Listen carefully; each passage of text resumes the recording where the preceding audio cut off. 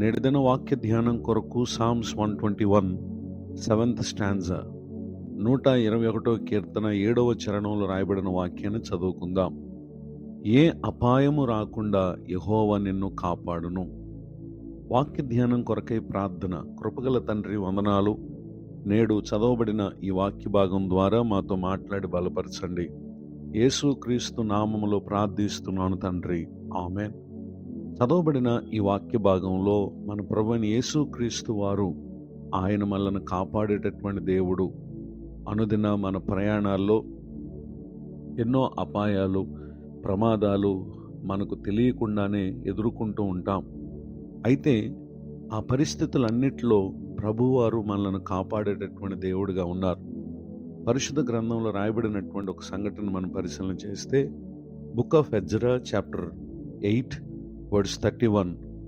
Ezra గ్రంథం 8వ అధ్యాయము 31వ వచనంలో రాయబడినటువంటి వాక్యంలో, మా దేవుని హస్తం మాకు తోడుగా నుండి శత్రువుల చేతిలో నుండి, మార్గమందు పొంచి ఉన్నవారి చేతిలో నుండి మమ్మల్ని తప్పించినందున, వర్స్ 32 32వ వచనం, మేము యెరూషలేమునకు వచ్చి 3 దినములు అక్కడ బస చేసితిమి.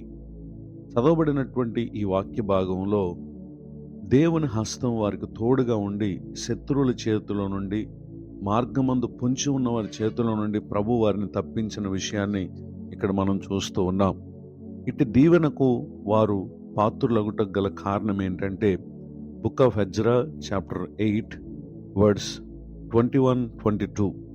ఎజ్రా గ్రంథం 8వ అధ్యాయము 21-22 వచనాల్లో వారు దేవుని సహాయం కొరకై అహావా నది దగ్గర ప్రభువుకు ప్రార్థన చేసినటువంటి విషయాన్ని ఇక్కడ మనం చూస్తూ ఉన్నాం. వారి ప్రార్థన ఆలకించిన దేవుడు వారికి పొంచి ఉన్న శత్రువుల చేతిలో నుండి ఆయన వారిని తప్పించినటువంటి విషయాన్ని ఇక్కడ మనం చూస్తూ ఉన్నాం.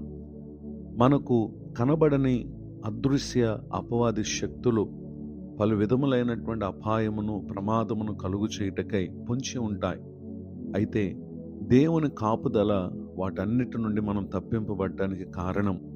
ఈ మాటలు వింటున్న నా ప్రియులకు మీరు నేడు విన్న ఈ వాక్య ప్రకారం నాడు ఎజ్రా, ఇశ్రాయేలీయులు ఏ విధముగా ప్రార్థించి దేవుని సహాయాన్ని పొందారో, అనుదిన మన జీవితంలో ఏ అపాయము రాకుండా మనల్ని కాపాడే దేవుని సహాయం కొరకు వేడుకొని ఇటు దీవెనకు నా ప్రియులకు మీరు పాత్రులు కావాలని కోరుతూ ఈ మాటలు ముగిస్తున్నాను. ప్రార్థన. ప్రేమగల తండ్రి, మీకు వందనాలు. నేడు విన్న ఈ మాటల ద్వారా మీరు మాకు సెలవిచ్చిన వాగ్దానం మేము పొందినట్లుగా వాక్య ప్రకారం ప్రవర్తించి జీవించడానికి సహాయం చేయండి. దైవజనులను, వారి కుటుంబాన్ని, సేవా పరిచయం దీవించండి. కృంగిన వారిని, దుఃఖితులను, వేదనలో ఉన్న వారిని ఆదరించండి. నూతన సంవత్సర దయాకిరీటాన్ని పొందిన మా ప్రియులను దీవించండి.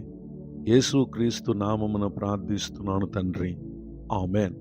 తండ్రి, కుమార, పరిశుద్ధాత్మ దేవుడి తోడే నడిపించునుగాక, ఆమేన్.